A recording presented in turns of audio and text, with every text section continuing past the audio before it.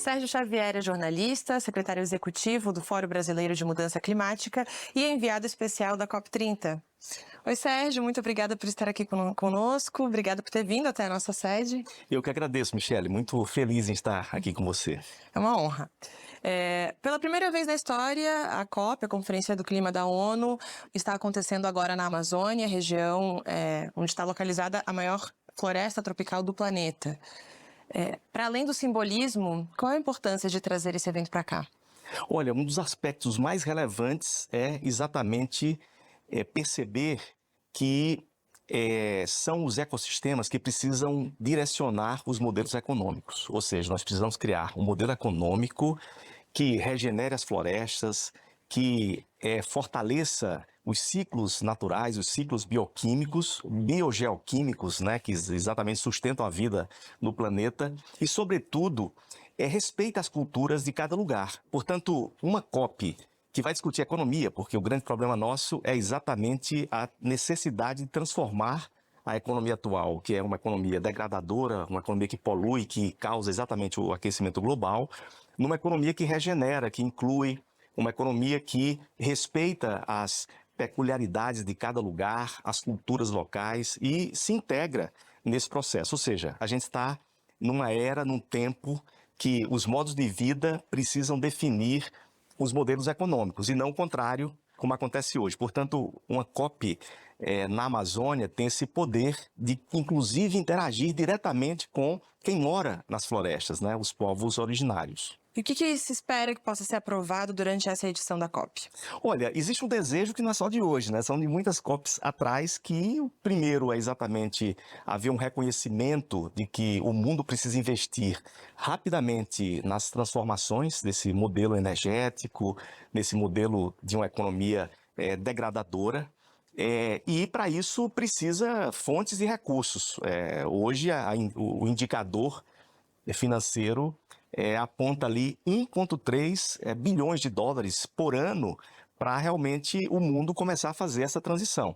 E até agora nem os 300 bilhões de dólares que estavam previstos ali em negociações passadas apareceu. Portanto, o desafio é um desafio muito grande da questão do financiamento. Temos também outros desafios que é exatamente fortalecer o multilateralismo, porque o mundo hoje está em crise econômica, crise de tensões geopolíticas.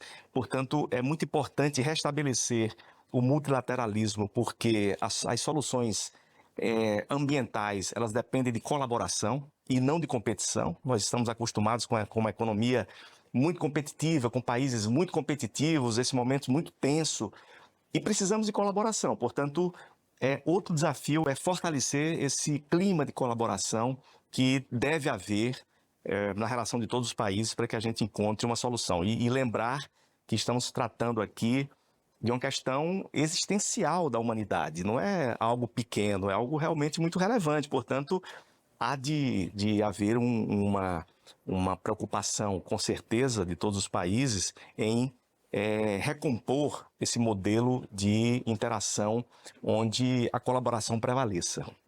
Justamente, você tocou num ponto fundamental, né?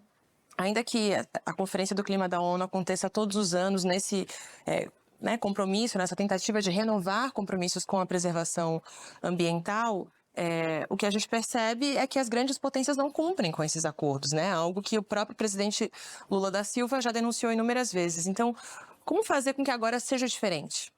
Pois é, tem uma coisa que está sendo feita de maneira muito enfática nessa COP, que é a mobilização global, né? O presidente da COP, o embaixador André Corrêa do Lago, lançou na primeira carta da presidência da COP30 exatamente o mutirão global, um chamamento para que a sociedade global comece a tomar conta do que deve ser feito e faça um movimento da base da sociedade para o global. Ou seja, hoje nós temos nas conferências do clima um movimento que é do global para o nacional. São as negociações internacionais para que os países possam cumprir suas NDCs, né, as suas metas de redução de emissões, que devem ser, inclusive, voluntárias de cada país, para que a gente não exceda 1,5 graus, que na verdade já estamos excedendo, né, o aquecimento acima de 1,5 graus centígrados.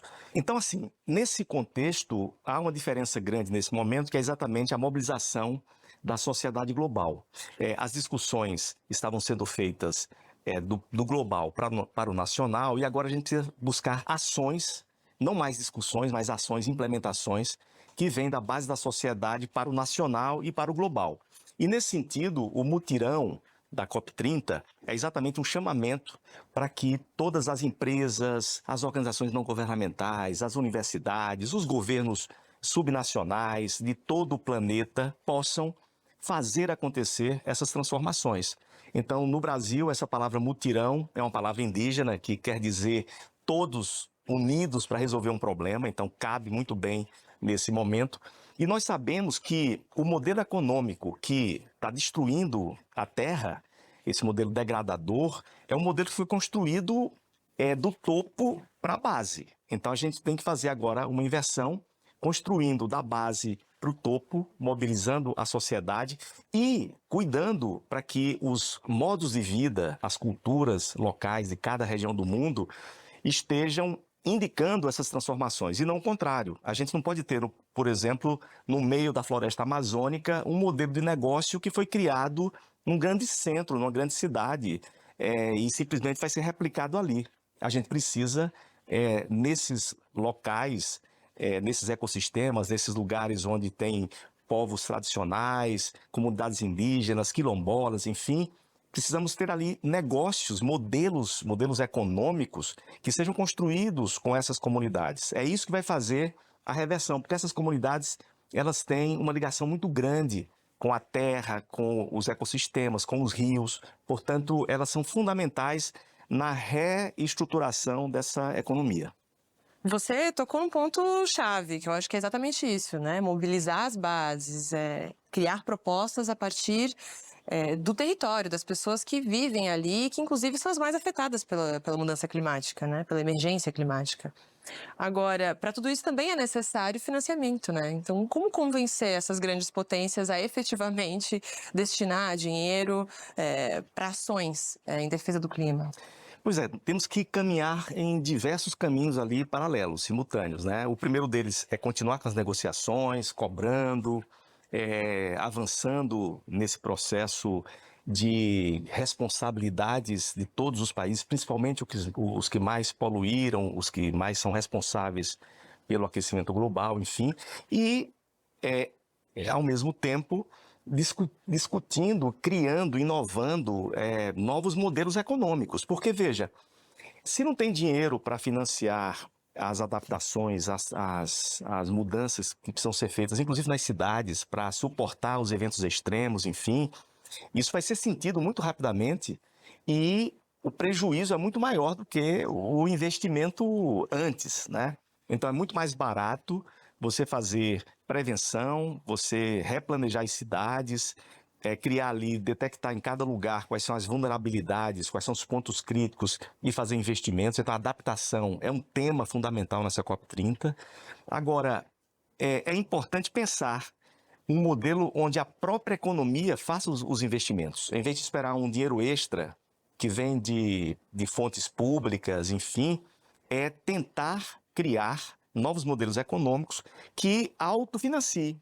Que é assim que a economia funciona. A economia hoje funciona gerando muitos lucros, gerando emprego, renda, né, para as empresas, etc. E se movimenta independentemente dos governos. Aliás, representa 80% das emissões de gases de efeito estufa no planeta, né? O PIB, o maior PIB do mundo, não são de países, são de empresas, é a soma das empresas. Portanto, na economia já existe um recurso que pode ser aplicado se repensarmos os modelos de negócios. Ou seja, os modelos de negócios precisam incorporar a regeneração, incorporar a inclusão, incorporar processos que garantam resiliência climática, que fortaleçam, que andem no mesmo sentido dos ciclos naturais. Você participou lá do embrião da COP, na primeira conferência em 1992. De lá para cá, a gente tem mais motivos para celebrar?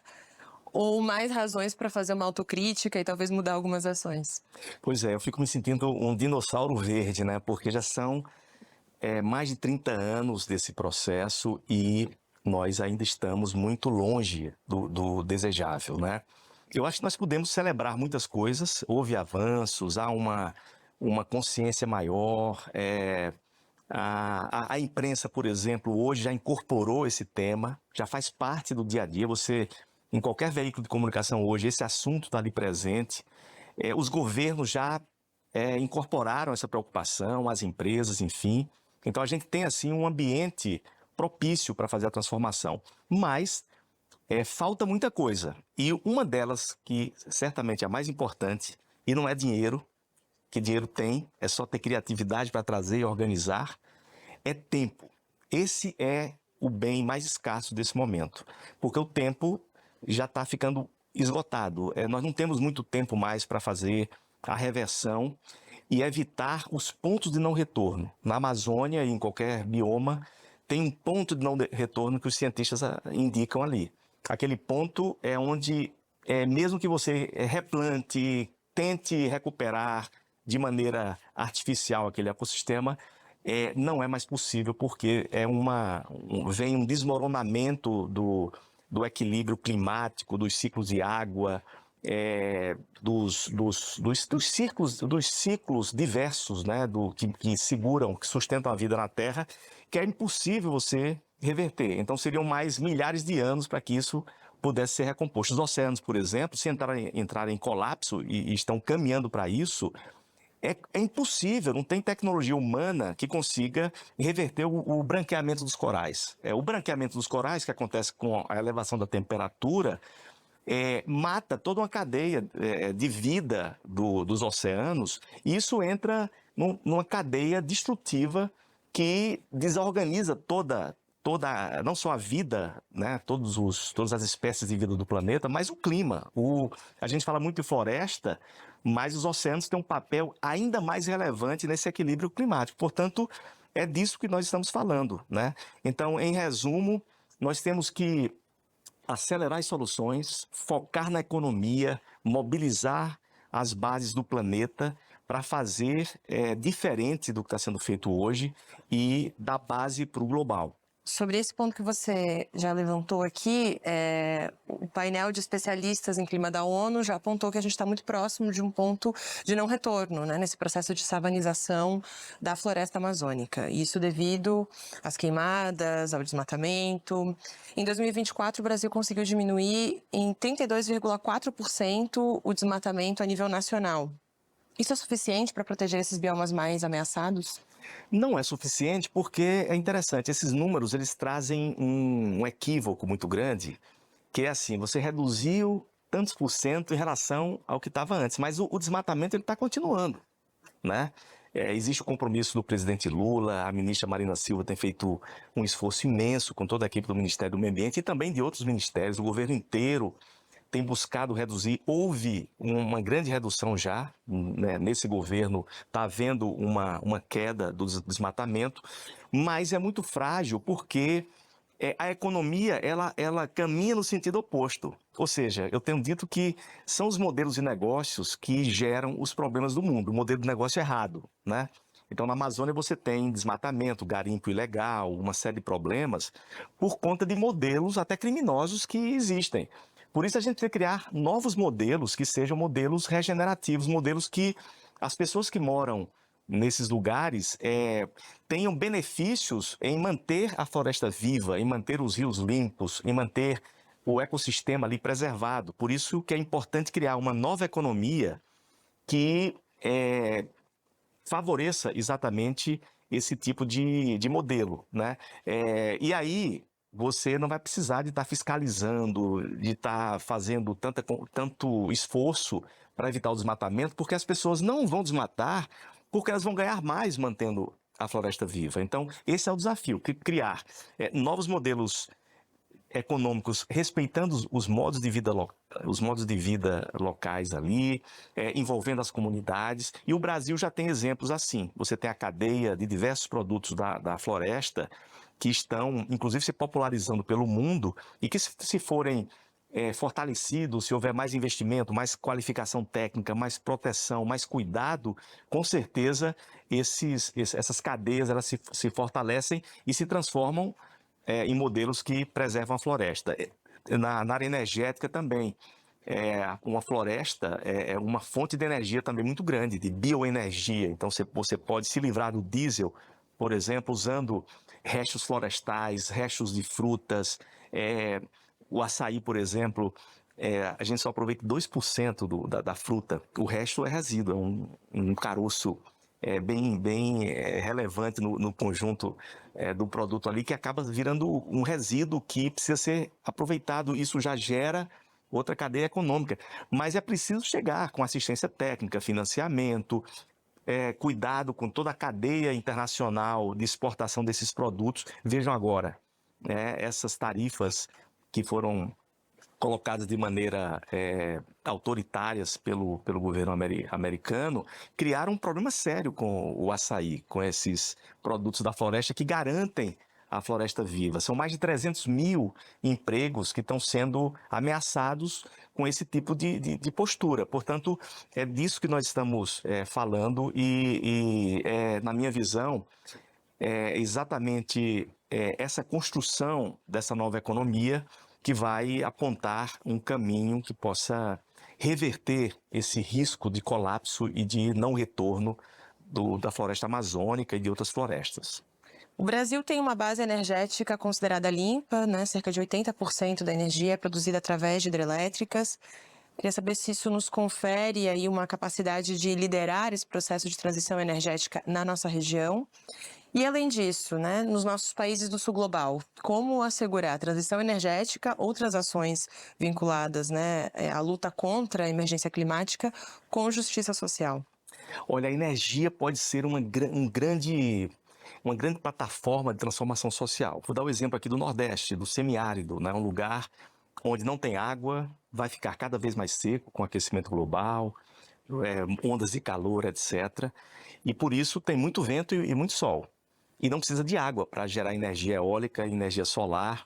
Portanto, se for feito um modelo econômico onde as cooperativas energéticas possam acontecer, né, onde você tem agricultura familiar enfim, diversos grupos que vivem na região produzindo energia renovável para o seu consumo e para oferecer ao mercado, isso pode mudar a realidade social, né?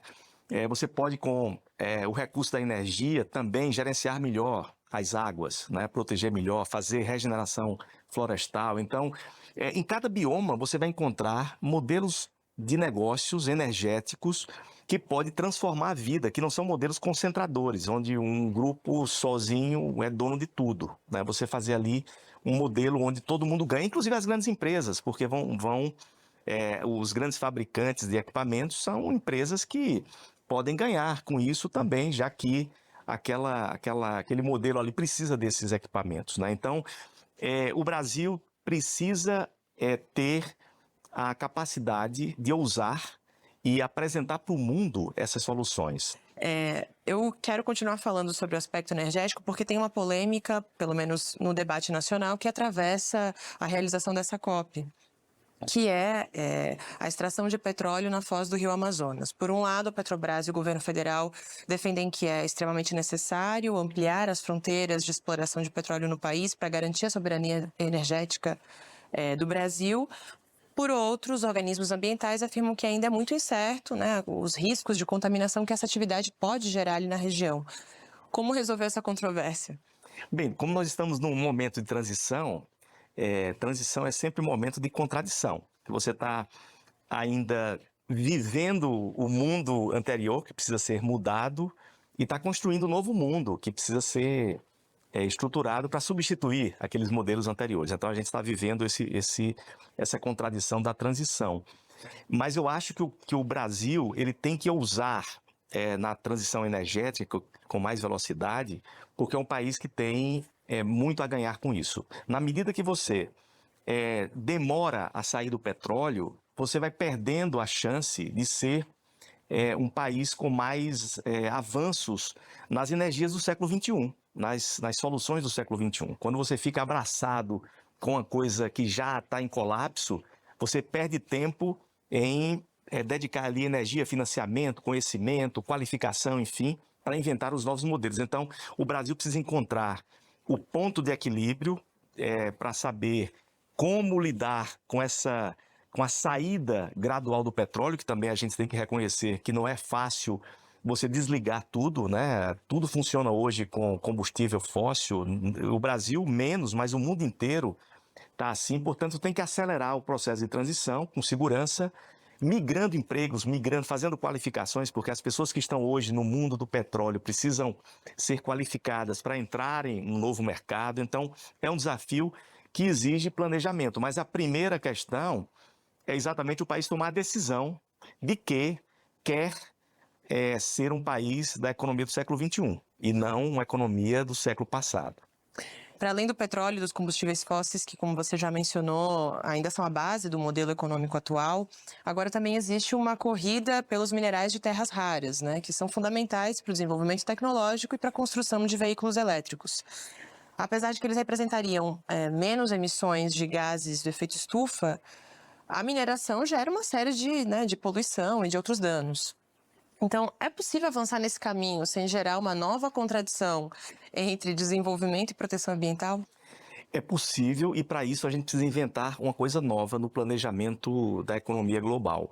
O problema que nos trouxe até aqui, o que gerou todo esse caos, é que não há uma visão sistêmica. Então, a gente defende que se faça mapas territoriais com os diversos indicadores. Então, você tem que ter um mapa ali que a ciência vai dizer, olha, nessa área aqui, essas áreas todas têm que ficar preservadas, porque senão o clima vai desorganizar. Essa área aqui é uma área extremamente importante para a água, que é uma área que gera toda a água que é consumida numa cidade como São Paulo, por exemplo, né? Essa outra área aqui é de comunidades indígenas que estavam aqui há milênios, então elas são donas desse lugar, elas vivem nesse lugar há muito tempo, elas têm uma vida conectada com esse lugar, o espírito dessas pessoas está conectado com esse lugar, então você não pode mexer aqui.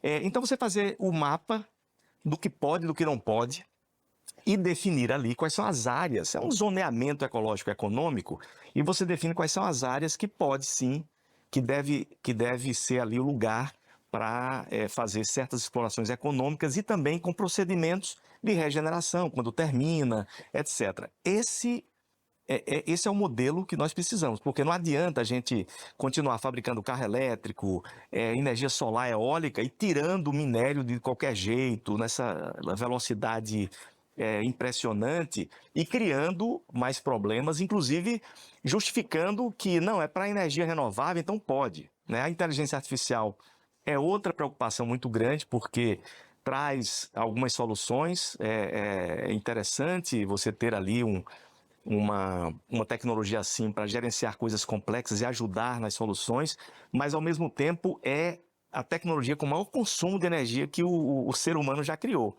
Então, um data center, por exemplo, precisa de energia que daria para milhões de casas. Então, como é que vai ser isso também? Qual o limite disso? Então, são desafios que precisam ser mapeados para que a gente possa fazer a transição econômica sem gerar mais problemas, né? Quais recomendações vocês criaram a partir do Fórum Brasileiro de Mudança Climática? Alguma recomendação foi adotada pela atual gestão? Algumas sim, né? Nós estamos trabalhando, na verdade, juntos com o Ministério do Meio Ambiente. O fórum ele está integrado com os 22 ministérios, o Comitê Interministerial de Mudança do Clima, então compõe a Câmara de Participação Social.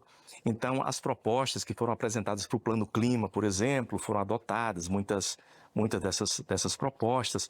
E o que nós estamos fazendo agora é buscando focar na implementação, que não adianta só dar sugestões, propostas, recomendações que ficam ali num documento, né, e não chegam na ponta. Então, a gente agora está trabalhando com as bases, com os municípios, com as comunidades, com as empresas, enfim, no campo, na vida real, para ver como é que acelera a implementação do Plano Clima, a implementação dos mecanismos que o governo, inclusive, tem hoje no Plano de Transformação Ecológica do Ministério da Fazenda, tem diversos instrumentos financeiros, tem um conjunto de diretrizes ali que podem ser usadas na mudança desse modelo econômico Então, nós estamos focando nisso e criando laboratórios nesses espaços para desenhar esses modelos, porque o modelo econômico, que é onde está o problema, o modelo de negócio, que é onde está realmente o problema, ele não está na política pública, ele é feito pelas empresas, pelos empreendedores.